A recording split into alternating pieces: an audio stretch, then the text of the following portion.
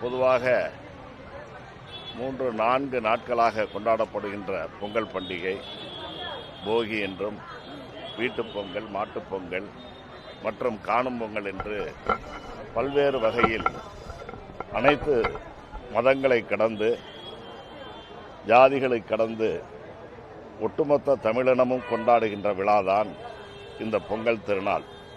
அத்தகைய பொங்கல் திருநாளை மகிழ்ச்சியோடு கொண்டாட வேண்டும் என்று விரும்பிய நம்முடைய மாண்புமிகு முதலமைச்சர் அவர்கள் தனது பங்காக அரசின் சார்பில் அவர்களை மகிழ்விக்க செய்ய வேண்டும் என்ற உணர்வோடு 1 கிலோ பச்சரிசி, 1 கிலோ சர்க்கரை, ஒரு முழு கரும்பு மற்றும் தரமான ஒரு வேட்டி, சேலை ஆகியவற்றை ஒவ்வொரு குடும்பத்திற்கும் வழங்குவதற்கு முடிவெடுத்து இப்பொழுது 2,19,50,000க்கும் மேற்பட்ட தமிழ்நாட்டில் உள்ள அனைத்து குடும்ப அட்டைதாரர்களுக்கும் வழங்குவதோடு ரொக்கத் தொகையாக ஒவ்வொரு குடும்பத்தினருக்கும் 1000 ரூபாய் வழங்குவதாக அறிவித்து இன்றைய தினம் மாண்புமிகு நம்முடைய தமிழ்நாட்டின் முதலமைச்சர் அண்ணன் தளபதி அவர்கள் அந்த திட்டத்தையும் இன்றைக்கு ஆழ்வார்பேட்டையில்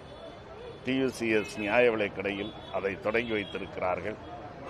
அத்தகைய பொங்கல் சிறப்பு தொகுப்பையும் ரொக்கத் தொகையையும் வழங்கிய மாண்புமிகு முதலமைச்சர் அவர்களுக்கு தமிழ்நாட்டு மக்கள் நன்றியோடு மகிழ்ச்சியோடு தங்களுடைய நன்றியை தெரிவித்துக் கொண்டிருக்கிறார்கள். அந்த வகையில் துறையினுடைய அமைச்சர்கள் என்ற முறையில் நாங்களும் உணவுத்துறை அமைச்சர், கூட்டுறவுத்துறை அமைச்சர் மற்றும் துறை சார்ந்த அனைத்து அலுவலர்களும் மாண்புமிகு முதலமைச்சர் அவர்களுக்கு எங்களுடைய இதயபூர்வமான நன்றியை தெரிவித்துக் கொள்வார்.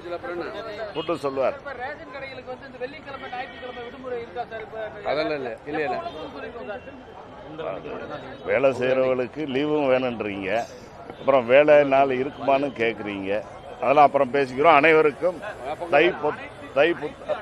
தை புத்தாண்டு மற்றும் பொங்கல் திருநாள் வாழ்த்துக்கள்.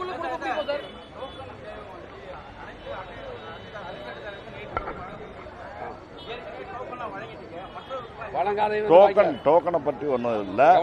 குடும்ப அட்டைகளை வைத்து அதை பதிவு செய்து கொள்வார்கள். எந்த விதமான குழப்பம் இல்லை.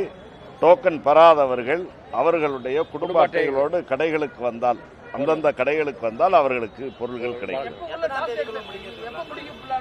14ஆம் தேதி வரை, 13ஆம் தேதி வரைக்கும், 14ஆம் தேதி பொது நாள், யார் வேணாலும் வந்து வாங்கிக்கலாம். 14ஆம் தேதி வரை இருக்கு.